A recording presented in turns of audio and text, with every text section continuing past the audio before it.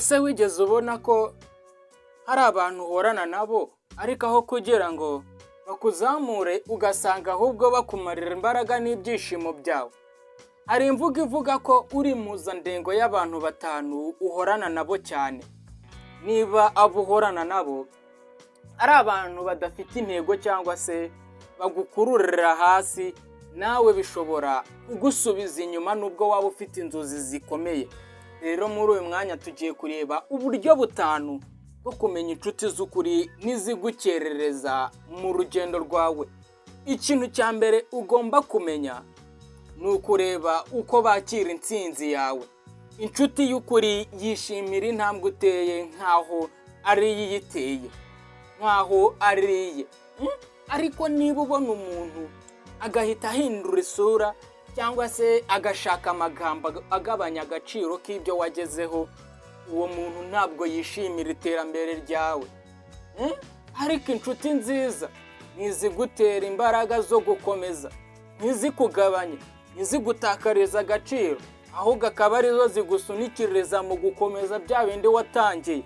Ikindi kintu ni ukureba niba bakubwira ukuri nubwo kubabaza. Inshuti y'ukuri ntabwo igushyigikira mu makosa. Umuntu ugukunda by'ukuri aragukosora, nibyo bituma utamwishimira ako kanya. Ariko ukuri ni uko kubaka, si amagambo aryohera amatwi gusa. Kuko umunyembaraga aba ashaka abantu bamubwira ukuri aho kugira ngo bamushuke, kugira ngo amenye aho amakosa ari bayakosore. Mu buryo rero bwa gatatu ni ukugenzura niba bahari mu bihe bigoye. Kumenya inshuti biroroha mu byishimo, ariko mu bibazo niho ukuri kugaragarira. Inshuti y'ukuri ntabwo iguhunga iyo uhuye n'ibibazo, ahubwo ni ya yindi iguhagararira iruhande rwawe. Niba rero umuntu ari inshuti gusa mu byiza, uwo nguwo washyiramo agakubo si inshuti yawe by'ukuri. Rero ikintu cya kane ni ukureba niba bafite intego zabo bwite.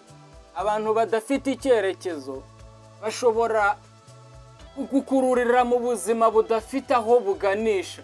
Ariko umunyembaraga agendana n'abantu bashaka gukura, kwiga no kugera ku bintu bifite agaciro. Imbaraga z'abo bantu nizo zituma nawe utera imbere, ukava ku ntambwe imwe ukagera ku yindi, ukava mu buyobe niba wari uburimo ukajya mu bintu bifite agaciro. Ubuhanga bwa nyuma ni ukureba niba bakubikirira ibanga. Icyizere ni inkingi y'ubushuti nyakuri.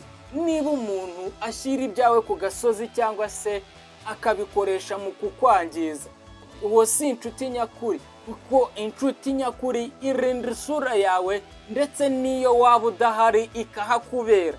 Icyizere gituma umubano uramba kandi ugakomera cyane. Inshuti nziza rero ni izubaka ubuzima bwawe, ariko inshuti mbi ni za zindi zishobora kugusenya buhoro buhoro ariko utabibona, ariko ziba ziri kugusenya. Rero niba wiyemeje kugenzura abo uhorana nabo guhera uyu munsi, andika ndagenzura muri comment. Reka duhurire muri video itaha kandi tujye tubana buri munsi, tumenye uko twaba mu buzima bufite ireme kandi bufite intego.